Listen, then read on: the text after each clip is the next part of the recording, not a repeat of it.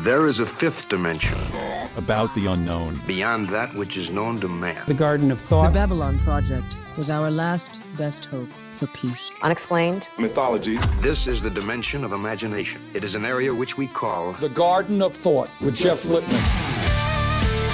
Eventually, our sun will grow cold and go out. Whether a thought is spoken or not, it is a real thing, and it has power. It won't just take us.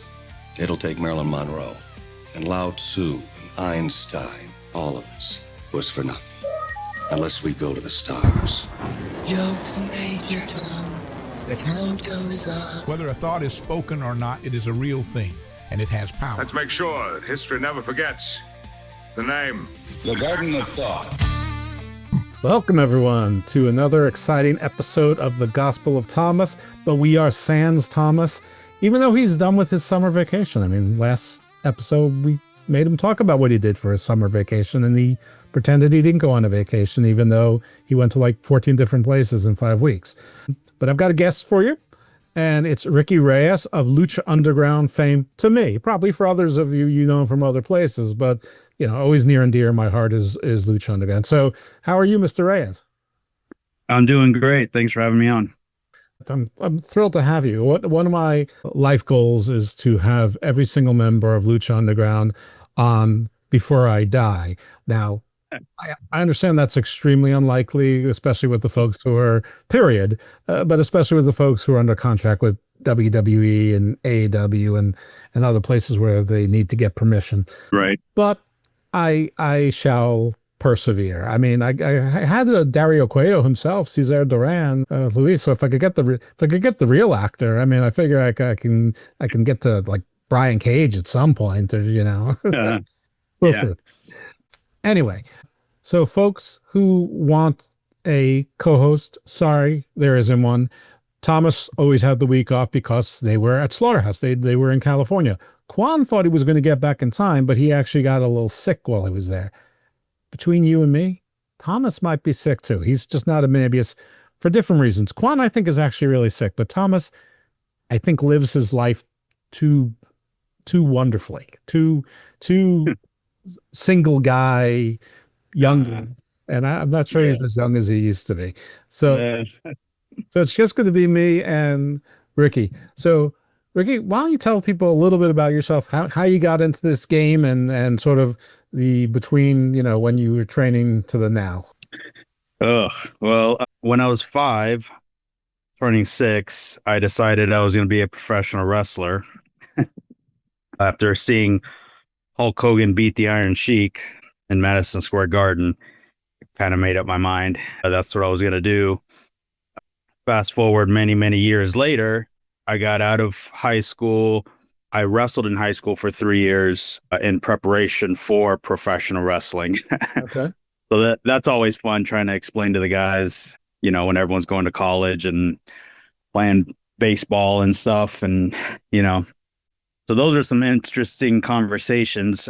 Then I found a school maybe less than 2 years after I graduated high school, the School of Hard Knocks Pro Wrestling in San Bernardino.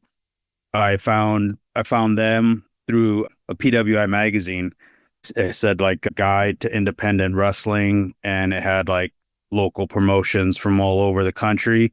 It had coverage of the indie guys and indie shows, and then it had you know, like where to go for schools and stuff. So that's how I actually got into training for wrestling. So I went in, and, you know, it was a, you know, pay as you go situation, which worked for me. And then it was just, you know, that was it. I mean, I was hooked. My first day, I wasn't too terrible because I've been a lifelong obsessed fan. So when the guys were asking me if I could throw a clothesline, I just kind of emulated what I saw on television. And I said, well, I think I can. I've seen them, you know, so eventually caught it on pretty easily. Plus having an amateur wrestling background, getting thrown around and just being in condition and, you know, and tough really, you know, helped a tremendous amount because I never really left the ring, you know, like once I was in the ring, man, I never wanted to leave it. So I was always in the ring working on stuff and you know, trying to get better, trying to learn. Yeah, that balance and that core work and having solid feet is so much of the game. Yeah. So you said San Bernardino. If I'm not mistaken, the only San Bernardino I know is California. So I'm guessing you were a California kid?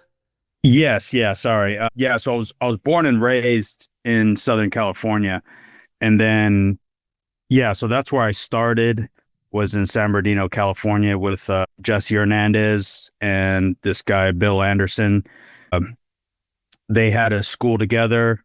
Chris Daniels trained there. Myself, Rocky Romero, Frankie Kazarian. Samoa Joe came by a couple times. We were all SoCal guys. So yeah. So is that the like LAX Hernandez, Lucha Underground Hernandez, TNA Hernandez, or a different Hernandez? No, Jesse Hernandez. He was like he was already retired, and he was like a part-time WWF referee for when they would come to the Forum and on the West Coast. And Bill Anderson was actually like the ring announcer for the WWF when they came on the West Coast. So they had ties to the WWF as far as getting talent, to get looked at, and had opportunities with WWF. So, and they had both been around for years prior to that. You're a Texas guy now, though, right? Yes, I moved to Pennsylvania in 2005. I don't know if you ever heard of him. This guy, CM Punk, called me and told me to come take his house because in 2005 is when he got signed to WWE, and he was under the impression that he was going straight to Raw like an idiot. And but prior to that year, he had already signed a lease on his house, like extending to rent for another year or whatever it was. So when they sent him to Louisville, he only had like a couple of months to pack up and get ready. So he didn't really trust anybody else in the area. And I was always out there for Ring of Honor at the time. So he was like, "Hey, why don't you just come take my house? And, that way I know, no one's going to mess with it and mess it up or whatever." So I said, yeah. So we lived together for a few months. He was always picking us up from the airports and stuff. Like when we would come to the East Coast, usually we just flew into Philadelphia, even if we were like in New York or New Jersey or something, just because Punk could pick us up and we would crash at his house. And then, he would drop us off at the airport. So I moved to Pennsylvania and lived there for like 16 years. And it was awful. I hate it. Let's pause for a second. Okay. I mean, one, CM Punk trusted you. So that's pretty awesome right there. But gotta ask, was the CM true? Was he a chick magnet even back then? You know what? Unfortunately, as much as I hate to say it, yeah. Like, we don't understand how that dirty, gross, disgusting human could land all these supermodel chicks. It was just stupid. Yeah, like he never did his dishes, he never cleaned up his room. He was a freaking slob, and then you'd see him at the shows, and I swear it was ridiculous. I can't even explain it. Okay, I may be an old man, but I still have the brain of a teenager. So Yeah. you inherited Punk House. So did you inherit Punk obligations? Like, did everyone still expect to crash at the same house? Did they expect you to pick them up from the airport now? And did they expect you to be bringing dates home? Well, we referred to it as the House of Honor because it was where all the ROH guys pretty much stayed.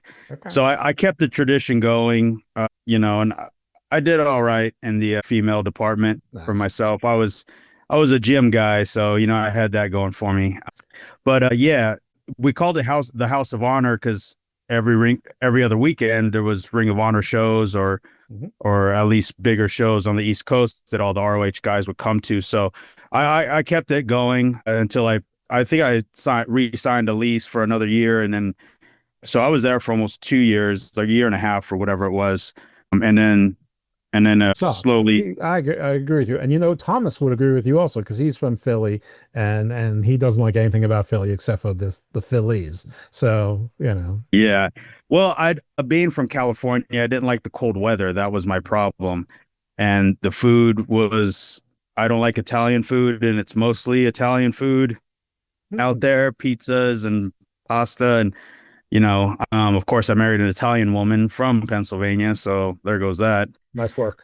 Yeah. Well, I'm not the smartest bulb on the tree, but yeah. So it was just rough because I did not like the weather at all, like one bit. I mean, 4 or 5 months out of the year, it felt like it was just terrible, terribly cold and gross. I just hated it. So when I started working in Texas, much later, that's when I decided. I was like, okay, well, we had talked about possibly moving back to California when Lucha Underground was on, just to make my travel less hectic, but it's just so overpriced there right now. It's ridiculous. So I went to Texas a bunch of times, and I just kind of fell in love with San Antonio. So that's kind of how I wound up here. We just moved here. Goodness. Drew Yari and Justin, do not stalk this man. So yeah, the Drew Yari, he does a show called the Drew Yari Experience, also on the Wrestling Soup Network, and I do NXT PLE reviews with him and his tag team. His partner Justin actually owns a wrestling and collectibles store, I think in one of the malls there. I should know the name of it, but I don't. But yeah. But if you want to pick up some cool wrestling stuff and your collectibles and whatever, check out his store. So there, serious Justin, I did plug for you. All right. So how did the whole thing, the Lucha Underground thing come? I mean, it was, to me, Lucha Underground was just a beautiful memory. Yeah, I'm aware that King Cuerno, Santos Escobar, had some issues with them and a lawsuit and whatnot. But the show was just so different and so refreshing, and still is. I mean, you can still find it sometimes floating about, though. According to PJ, who knows a lot of stuff, it's owned by MGM, and MGM doesn't know what to do with it, which is just a horrible shame as far as I'm concerned. I actually changed my little handle today to Lucha Above Ground. For what reason, I don't know. But how'd that come about? Like, did they have tryouts? Did you have an agent that found you the job? Were you just in the LA area at the time? I mean, what happened? Well, basically what happened was Conan called me because he was still is the booker for AAA. Sure. So AAA and MGM got together and created the television series Lucha Underground, which when I signed with them, we didn't even have a name yet. So I had been speaking with Conan for years prior to this, maybe like 7 or 8 years. And he we kept in contact a few times a year. We would call and talk business, but mostly just about wrestling in general. And we had a good relationship. So he kept telling me that AAA was working on getting a TV series in America. And he told me that once that happens, I'm in 100%, like, not to worry. And, he kept true to that. So he called me. Funny story on the whole Lucha Underground thing is I hadn't talked to Conan in months. And last I had heard, he said that they were still working on it. He never gave me like, we're closer, we're not. He just said that they were working on it. And so I remember it was a Wednesday. It was my wife's birthday. And she said she told me on her birthday that she was pregnant on a Wednesday. So Friday we went to, I think it was like Texas Roadhouse or something, to just have dinner and talk because I was going to be gone all weekend. And then I got home. I didn't bring my phone that day. And I got home and Conan had missed calls like 5 or 6 times and was texting me like, hey, I need to talk to you.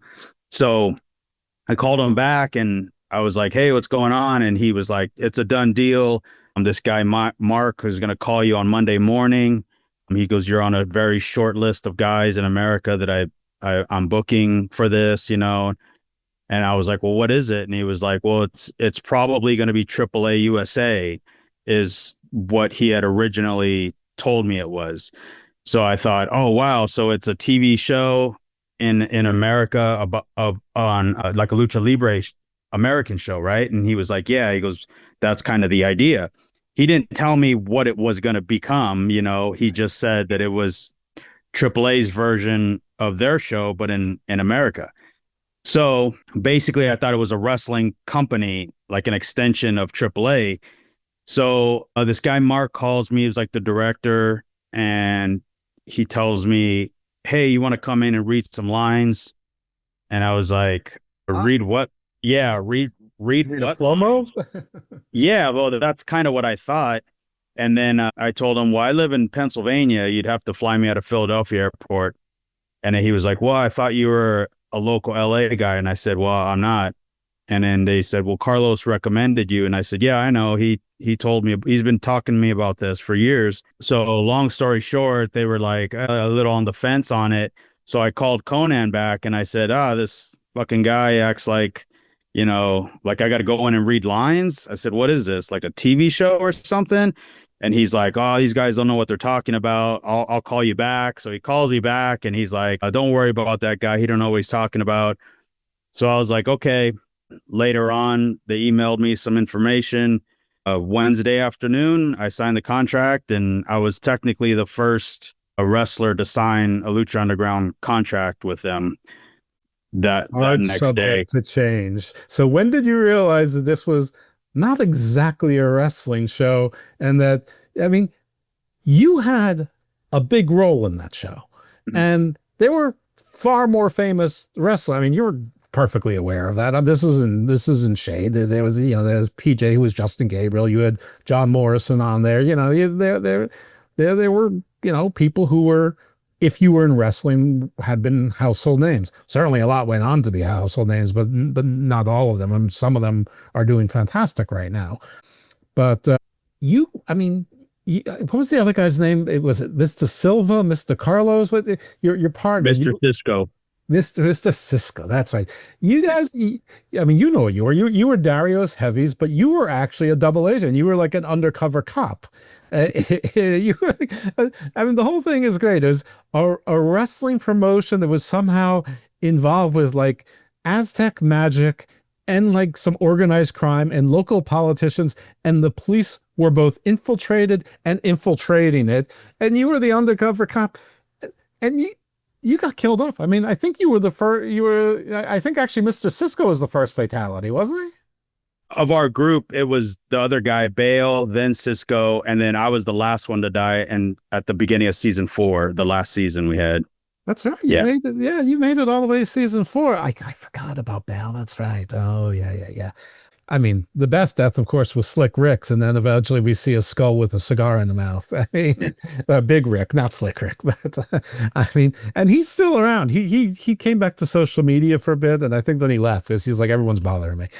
But I was, obviously I hit him up the same way I hit you up. I'm like, this is my life's goal. And surprisingly, strangers are not usually invested in my life's goal, which strikes me as weird. But what can you do?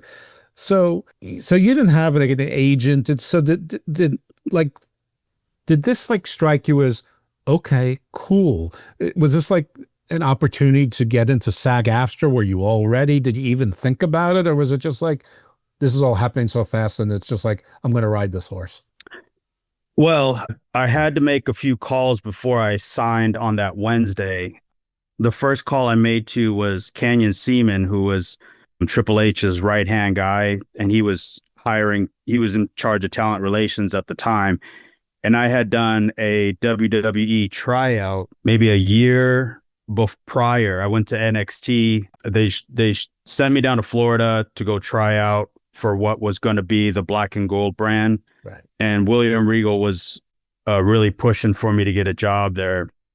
So I did the tryout maybe a couple years prior to this even happening. And that's when there was just talks of the network, which I believe started in 2014 or something like that, or 2016. I can't remember.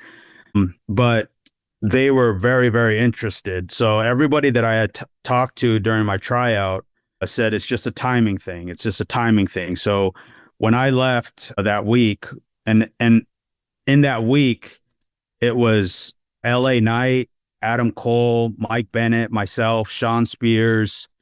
We were all part of this, I think 30 people that tried out, and a couple other guys that got signed at that time. But I kept in contact with Canyon, and I just kind of every few months would shoot him an email.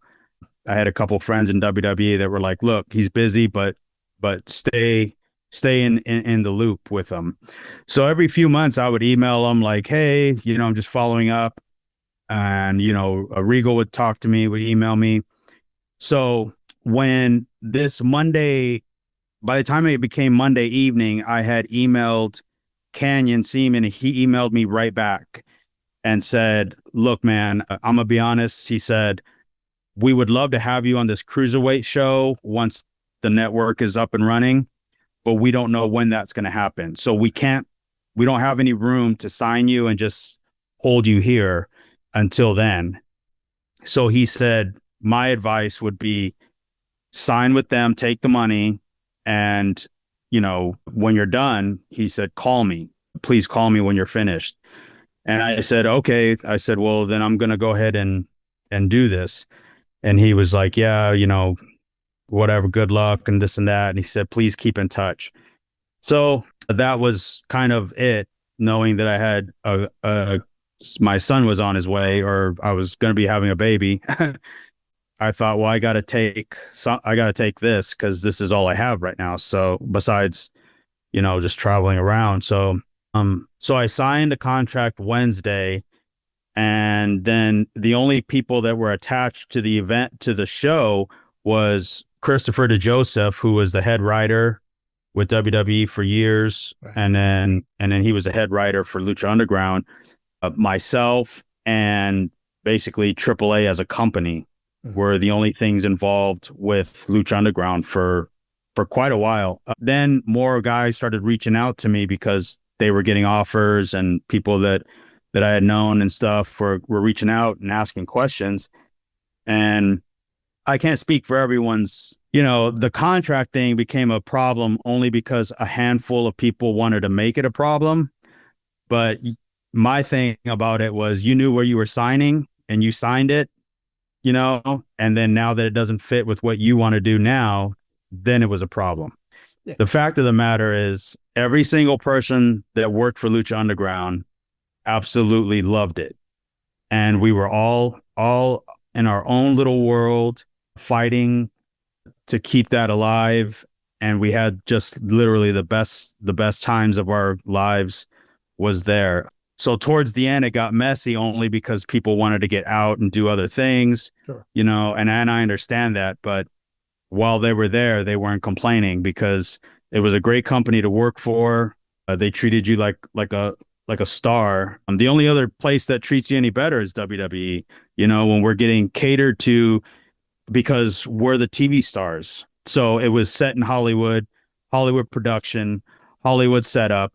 And everybody you'd get done with your match, and there'd be some guy just run up to you and give you a towel and a cold water bottle, and shuttle you off to wherever you wanted to go, and we had wardrobe, we had rehearsals, we had catering, we were shuttled back and forth. We were flown all over the country. Red carpet events, so it wasn't a bad time by any means.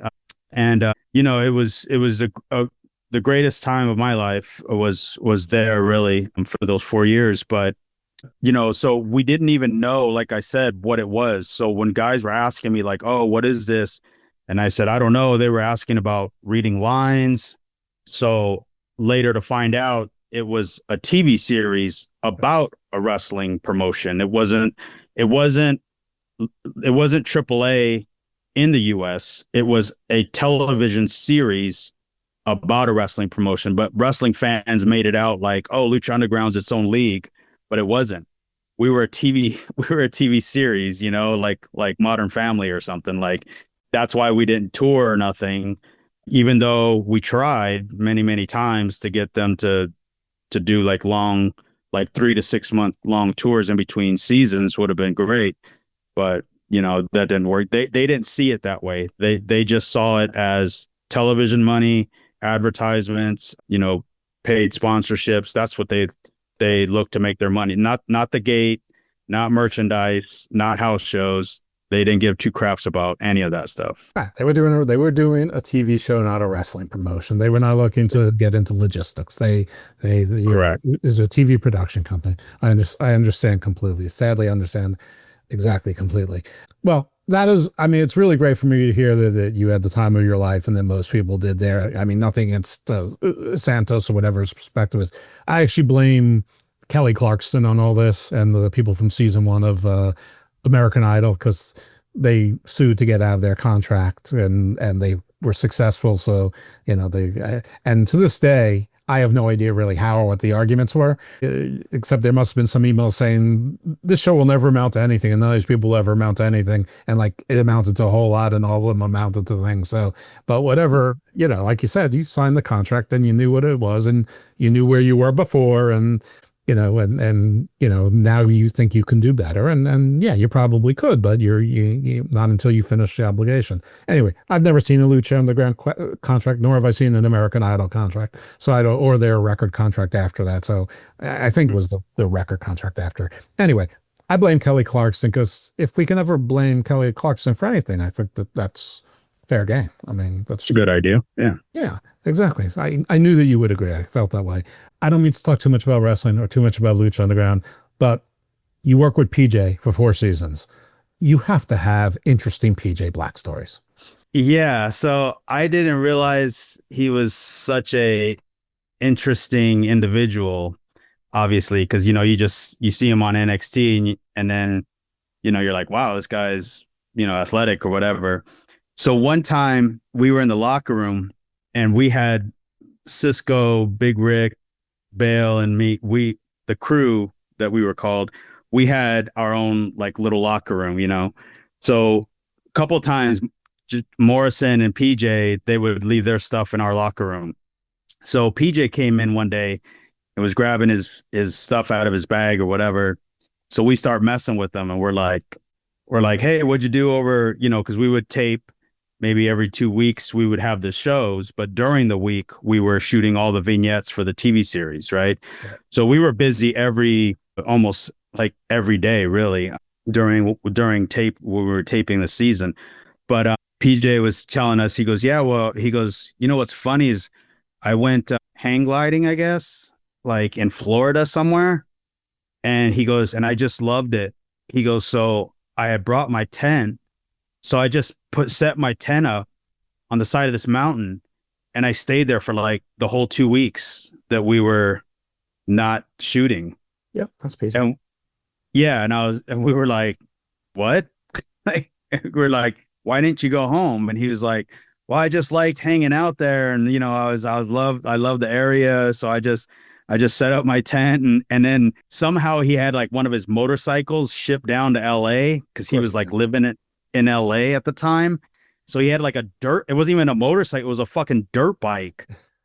And he just left it on the side of the fucking building, like this dirt bike was just sitting there and he was like, he'd get his shit on and, and he would just like take off after the show. We were like, all right, see you tomorrow, and he was just like, he was fun to be around. He's definitely a daredevil in the ring. Like his crash and burns were so amazing, like I remember one time we were in a match and he had told me in the back, he said, oh, let's me and you do the hot tag. And I was like, okay, cool. I said, what do you want to do? And he was like, I'll body slam you and then move. And I was like, okay. And then that was all we talked about. So we're going through the match or whatever. And I'm like, you want to go into the tag? And he said, yeah. So we work up to a body slam. He body slams me and he goes, move. And I'm like, okay. So he springs up to the top rope and does this amazing frog splash where it looked like he went into the ceiling. And I was like, oh my God. So I like rolled away, I rolled inwards and he just crashed and he just ate the mat, like face, stomach, knees first, and he just like bounced off it like a pancake and flipped over. It was the most amazing thing I ever seen. Like, I was like, oh my God, that was like scary for a moment. But yeah, that's just how he was. He was a interesting guy. Yeah, he's still hanging out with Morrison. They're still like best friends, at least. Oh yeah, as far as I can tell, anyway. Yeah, they definitely are. I'm sure. Yeah, they were just at the movie premiere not the movie premiere, but the L.A. Film Festival. That movie The Cross is doing, Blue Evening, that he stars in. They were there with the director, writer, producer, Jet. Yeah. And they were there, and there was some other guy, but I didn't recognize the other guy. Yeah, PJ randomly will send me pictures, and it's like I'll be like looking, I'll be like, wait a second, and like it's him, Wade Barrett, and Billy Corgan. I'm like, what? It's like it's like, is there a story behind this, or you just say Right? like he sent me pictures from Jinder Mahal's wedding, and like so some people on X like can't figure me out. Like some of them think like I'm somebody, and other people think that I'm completely full of shit. And the truth is, I'm neither of those things. I'm just a guy who happens to know like a handful of people in wrestling and I've been watching it for a long time. But so I posted the pictures, and they're like, "You're at Jinder Mahal's wedding," and like the first person I said, "Of course I am," and like people believed it. I'm like, I have to go and I'm not at Jinder Mahal's wedding. I'm like, PJ's at Jinder Mahal's wedding. Y'all know I'm friends with PJ. For God's sake. It's just crazy. All right, so that's a good PJ story. So you grew up in SoCal. You've been in Philly. You've been in Texas. So you've sort of been the triangle. So I'm sure you've had a lot of sort of myths, boogeymen, urban legends. But like, which is the one that scarred you as a kid? Like, what's the one that made that your mom or grandma told you to behave to make you, and the one that stuck with you, and that you saw sort of parallels in Pennsylvania and Texas, because there's always one. Not really. I mean, I never really. My relationship with my parents is a bit unique, so I didn't really have maybe a parents that gave a shit that much. So, well, yeah. What's that? Well, somebody or some movie you saw that scarred you, like Candyman or something, something, or like a werewolf movie, something that just scared you, but Jesus, how you stuck with it. I didn't like Jason, and then when I was young, the Night Stalker, Richard Ramirez, was loose in Southern California. So my mom would like yell at us to lock the windows because Richard Ramirez comes through people's windows and kills them in the middle of the night. So I was legitimately scared of a real murderer. Right. You had a real boogeyman. Yeah, but eventually they caught him or whatever. So all right. So I'm going to try this anyway, but I think I'm going to strike out. Have you had any paranormal or UFO experiences? No. Yeah, so I think you probably would have answered the last question with that one if it had happened. It's close enough. All right, I'm probably gonna go 3 strikes and out. And I heard what you said earlier about your parents, but parents aren't the only family. So this includes family you choose as well as family that you're actually related to. Do you have a psychic in the family, and have they done anything amazing? No. I mean, well, my mom has a big family that I met a couple times. No weirdos there. I think one of my cousins married a semi weirdo, but I think everyone just kind of ignores her. On my dad's side of the family, I wasn't around them very much at all, to be honest. But no, was never really interested or cared, or if people did talk about it, it was irrelevant. I was pretty much, since I was 5 years old, obsessed with everything wrestling related. So what happens around me is completely irrelevant, because the only thing that mattered to me was wrestling. Yeah, I could tell you just about every match or scenario or angle or whatever from back in the day, but my favorite wrestler growing up, well, for a period of time, was Don Morocco. So I mean, Don Morocco, yeah. We can't always explain why, and then of course one day I saw the Road Warriors, and just like it was over. It's like, oh my God. Yeah, how can you not, right? Yeah. What is this? What? Yeah, exactly. Those are real people. I want to be them. Exactly. As it turns out, I never got there. So I can't do any of the athletic things that PJ can do. I mean, I don't even mean like, as well as he mean. I mean, I can't do them even at a child's level. But the things that PJ likes to talk about, like the esoterica and whatever. So that's what he and I bond over, like sort of like the comparative mythology and the stoicism and Gnosticism and the world as a matrix and stuff like that. He's a little bit more into some things than I am, and I'm a little bit more into other things. But in my family, I'm the weirdo. Like everyone else in my family. So everyone's like, who's your crazy uncle? In my family, I'm the crazy uncle. I don't get to say, I don't get to point to who's the crazy uncle. I mean, we all know it's me. Like my poor wife, she's from Ecuador. And so, for whatever reason, my parents, and she's my second wife. So my parents, especially my mother, feel like it's okay to unload anything on her about me. Because I guess anyone who's picked me at, in my late 40s and stuck with me this long is, they're probably, tied to me anyway. And she goes to my poem, she goes, I never thought I would have a son like this.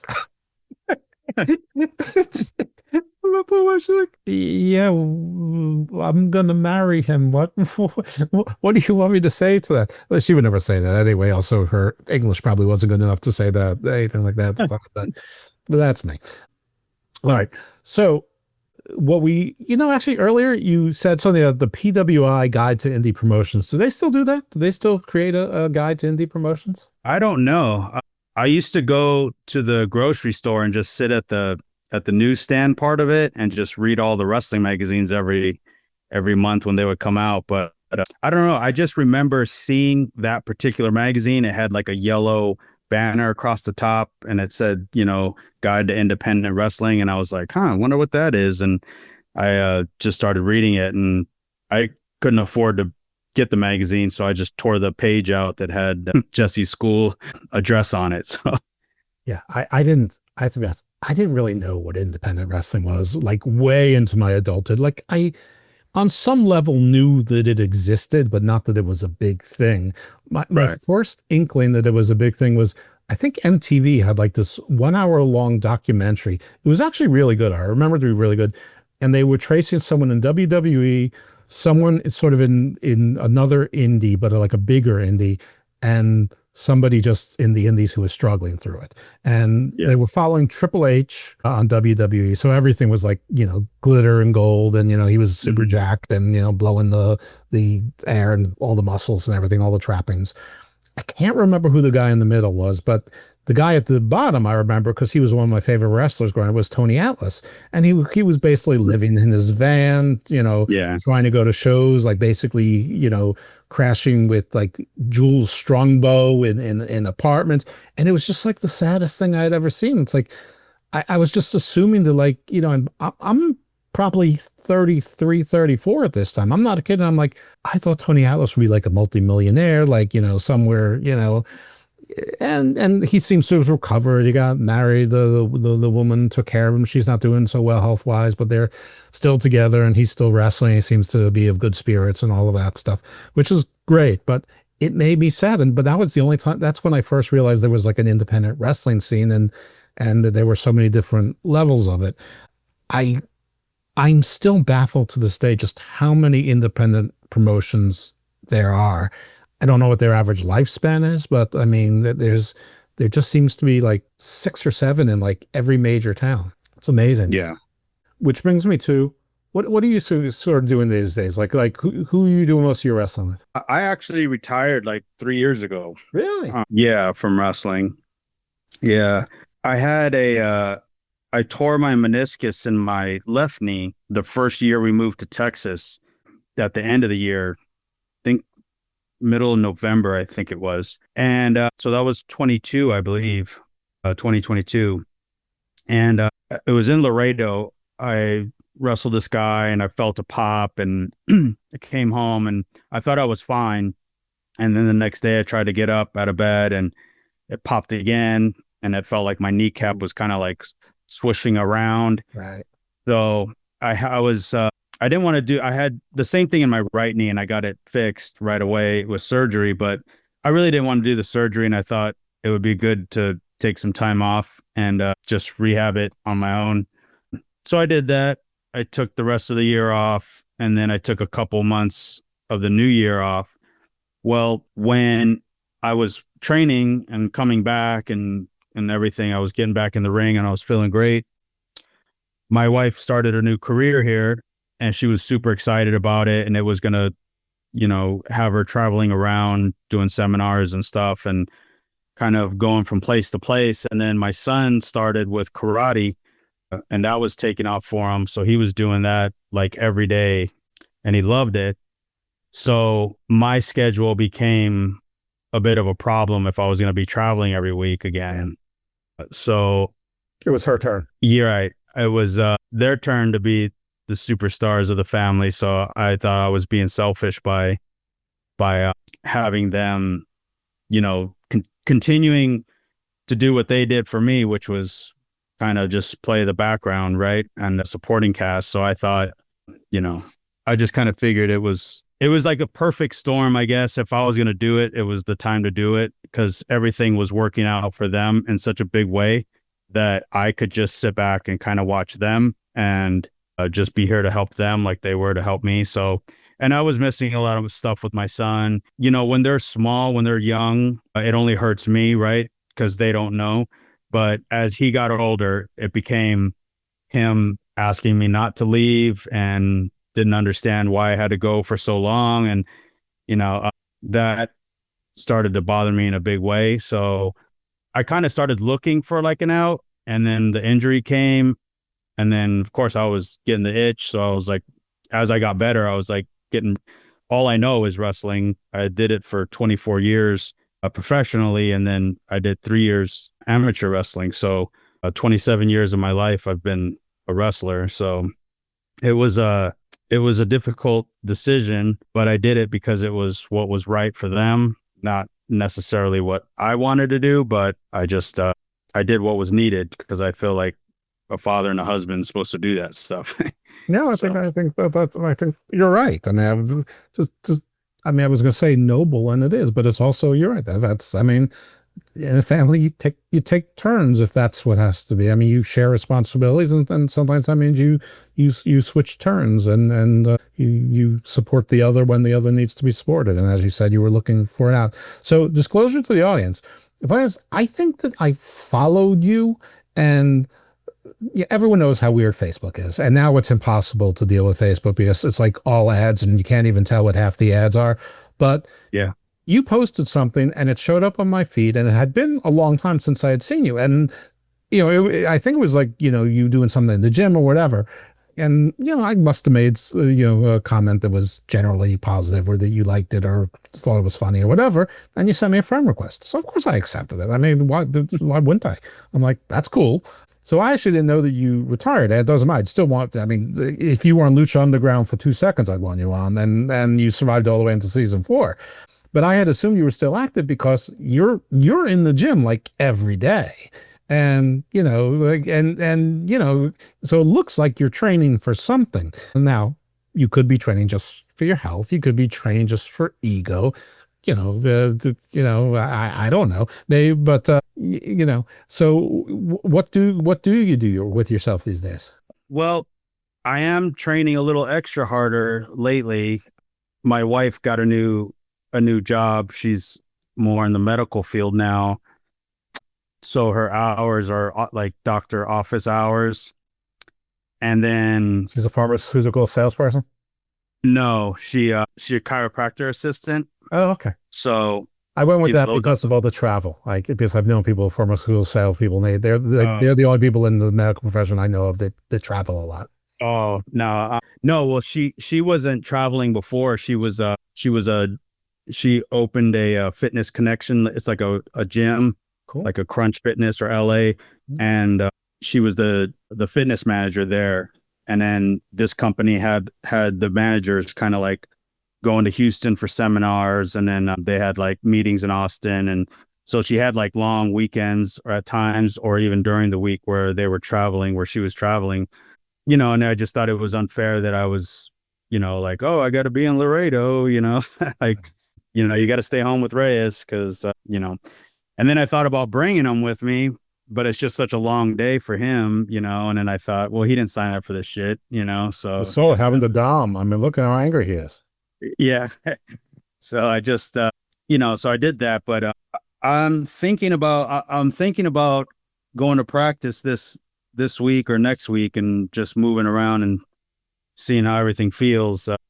Everything's kind of opened up for me. If I decided that I wanted to what I would want to do is, if I did come back, was just be a Texas guy. I didn't feel like traveling across country anymore, or Japan or Mexico and all that stuff anymore. It was good for me then, obviously, and I needed to do all that world traveling, but I would be really, really happy of just like helping Texas wrestling, continue to grow.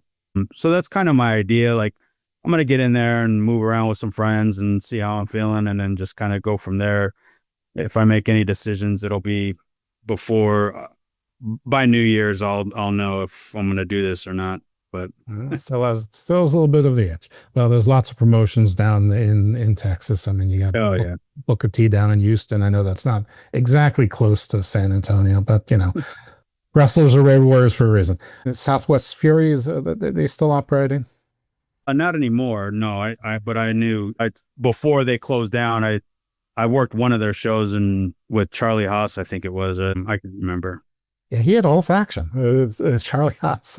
I mean, it's amazing when you just find these channels and whatnot. I spoke to a guy who actually got a channel on Pluto TV. It only lasted for 2.5 years, but it basically played indie promotions, like I guess 24/7 or however long. Wow. Different indie promotions. Yeah, it was actually neat. All right. So what you're reading these days, what you're watching, what are you doing for leisure and fun, or you just pumping iron? Yeah, well, I've always been a gym rat, so I'm always in the gym working out. And my son challenge Big Rick. Are you gonna go to Big Rick and go, my arms are bigger than yours? Is that what's happening here? No, I've already been clotheslined by his big arms. I'm good. Yeah, his arms were tremendous. Yeah, but we just hang out, watch whatever. We just finished, I guess, Yellowstone or wherever it was. That was pretty good. Me and my wife just like to relax on the weekends and, hang out with my son, really. I'm just kind of in and out of the gym, really. Enjoying being a dad, enjoying watching him, Yeah. It's whatever he wants to do, really, and then I just kind of enjoy watching him grow and he'll be 11 next month. So, these are getting into middle school soon, and then, all that stuff. All right. If someone comes to San Antonio and they say to you, Ricky, I need you to tell me where to eat. Where are you telling to me? What kind of food are you telling them to go to get, and where? Easy. Taco Palenque. It's 24 hours. It's started, I believe, in Laredo, and it's by far the best Mexican food in Texas, for sure. In your 2 years in Philly, did you find anything you could tolerate to as far as food or leisure? I was 16 years in Philly. Oh my goodness. Yeah. I mean, that's like a prison sentence. No. Yeah, basically it was. It was like being in Alcatraz. I liked, there was this place called Via Roma's Pizzeria. It was like a family-owned Italian food place. They just had the best pizza and like cheesesteaks and stuff, like that type of food. I like pizza, so I don't mind that. And then I don't mind the cheesesteaks. Cheesesteaks are pretty good. But they use real cheese, or they use the whiz? This one was real cheese, I believe. Good. That's what I like. I don't like the whiz because I feel like it gets too mushy and stuff. I agree. So yeah, I didn't like some of the places. My wife was like, "Oh, this place is great," and then I'd bite into it, and I was like, "I'm good." Yeah, everyone's like, "You like Geno's, or you like Pat's, or whatever." And so, Geno's and Pat's. That was right by the ECW arena. They're like across the street from each other, I believe. Mm-hmm. They are. And one does the whiz and one does, I guess, regular, whatever. Yeah. So. And then there's the other one that oh my God, they were talking about it. We had someone, I can't even remember, but it's like barbed wire around it. Oh, when we had Marie Shadows and Casey Thompson, and it was Quan. It was when Quan was the guest as opposed to when he's the co-host. See, sometimes my guests turn into co-hosts later on. So that's why people think I'm somebody, as opposed to they just actually enjoyed our time together. But yeah, it's like called Tony something, and like it's like Tony Luke. Yes, Tony Luke's. That's it, right? Tony Luke's. Right. Yeah. All right.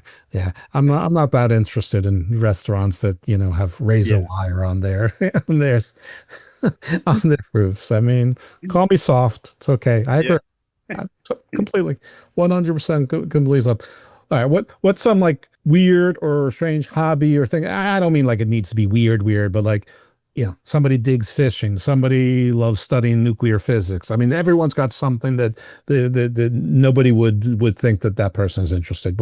What's the interesting thing that you have like expertise on that nobody would expect? I don't know if nobody would expect it, but I'm like a big historical buff when it comes to wrestling, at least. I like old wrestling. And then I have like my favorite era and style of wrestling. But when it comes to like reading books on like, I believe a new Gorilla Monsoon book just came out. I have the writer for the, I think he calls it the Crown Jewel, like the old NWA title. He sent me one of those. I like documentaries and stuff on like, just the old territory days, like even before like it was created to be the NWA, like just like certain towns that people ran and how the business of that stuff was run. I like the business of the wrestling when it was, multiple states and territories before they were actually considered territories, It was like Hillbilly Mafia. Yeah, exactly. Like all that stuff fascinates me, like how political people were involved and, and stuff like that, and how the commissions were. It's just fascinating to me. So, I mean, just like Lucha Underground, just like Lorenzo Lamas. Right. I can't believe Lorenzo Lamas was on there. It's just fantastic. Yeah, I'm sure people think, oh yeah, like that would be what he likes. So, but that's the type of stuff, the historical stuff, really, because when I look at independent wrestling now, especially here in Texas, because they kind of have like a little bit of a territory system here. Like there's like the promotions in each little town, like Corpus and Victoria, and there's a few in San Antonio, obviously, but I mean, each little, like Laredo has a couple, and I always thought like, man, if these guys, like, I haven't gotten involved in a promotion yet, but I always thought if I did, I would try to run it like an actual business, like, like how they did back in the day. And like, I think it would work because there are a good amount of wrestlers here, obviously, but I just thought about always think about listening to like these certain stories about how the business went and it was going, and like how to create interests and stuff and characters and stuff. And I thought, man, like if somebody would just invest some serious time and instead of just running every other month, kind of run maybe a couple times a month to keep it consistent and start to build from there, because there's so many buildings here and there's so so many ways to have shows, maybe not even in a building, but even better because, you make more money off of it, and there's so much talent here. But that type of stuff just interests me even to this day, even having, studied it my whole life, really, but finding new things about old stuff, I guess. Well, like maybe you should look into that. It's something that you love and you can put those things together and, I mean, nothing ventured, nothing gained, but make sure your wife and son say it's okay first, of course. Right. Who are you still in touch with? Like, are you still close, tight with any of the boys? Yeah. I mean, I had a school in Long Island and those guys really kind of became my family for the whole time I lived out there, really, at least for 10 years. I mean, I still every now and again talk to like, Samoa Joe or Rocky Romero. TJP is still like my best friend. Last time I was at WWE and Punk was there, we're still pretty tight. I mean, it's hard to keep up with them when you're not in it anymore because, you kind of get swallowed up by everything that you're doing. And it's such a fast paced lifestyle. But, every now and again, I'll drop them a message or a text or something just to see either if they're all right, if something happened, or, how's things going, if I hadn't heard anything. But, I pretty much keep in touch with everybody I kind of started with, guys like that, Frankie Kazarian and Chris Daniels. Well, Punk would still be in collections court, over that unpaid lease if it wasn't for you. So he owes me one. He owes me dinner too. I mean, how would he overcome that hit to his credit score? I mean, it's I'm telling you. He never would have married AJ Lee if that was the case. I mean, Yeah, maybe I'll tell her, yeah. and then she'll tell him. Your credit is 470. Forget it. Yeah, right. So yeah, there you go. That's right. That's how you do it. I mean, he's at least got you a role in one of his like many projects. He's got the big agent, working from the Hollywood agent that's killing Dave Meltzer on the Twitter. It's fantastic. Yeah. All right, man. It was really great to meet you. I wish you nothing but the best of luck and success. I'm so pleased that you survived until season 4 of Lucha. And of course, you didn't suffer the ignominious death of having your heart punched out by the Lotus triad. So, there wasn't that. That was the Matanza, right? When the only member of the Lotus triad who I don't think was actually Japanese. Did that. Yeah.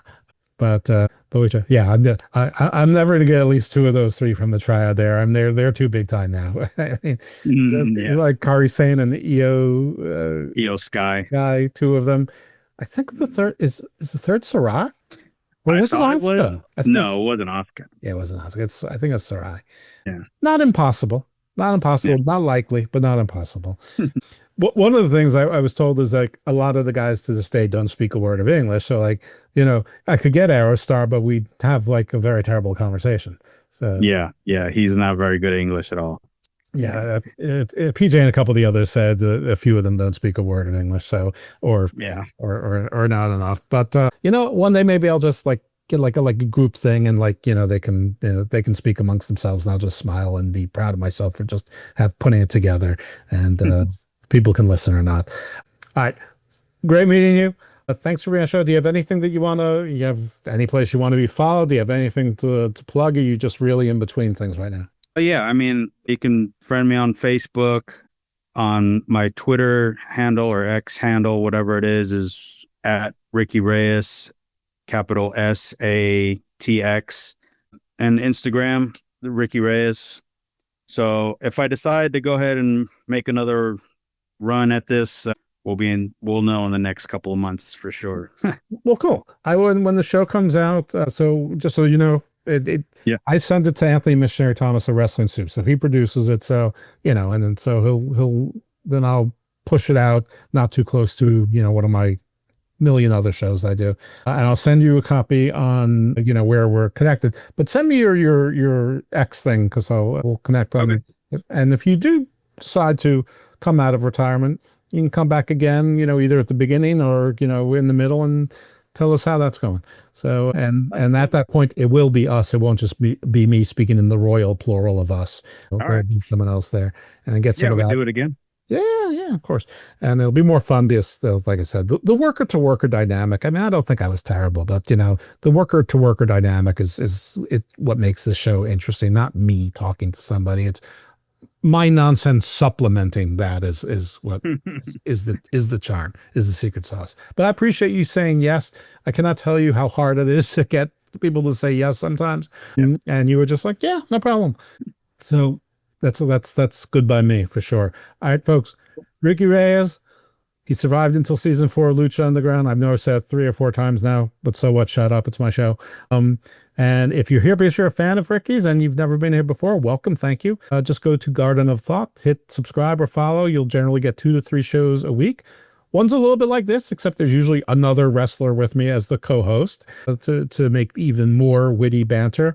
And the other 2, just to save time, is more like if you turn on the History Channel or the Discovery Channel at like 7 p.m. and just watch it straight till 3 or 4 a.m., that kind of landscape.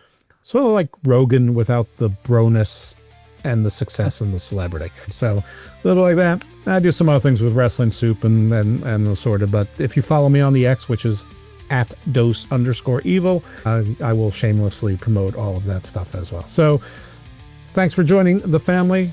Ricky, thanks for coming on the show, and I do look forward to talking to you again. Thanks. Cool. Thank you.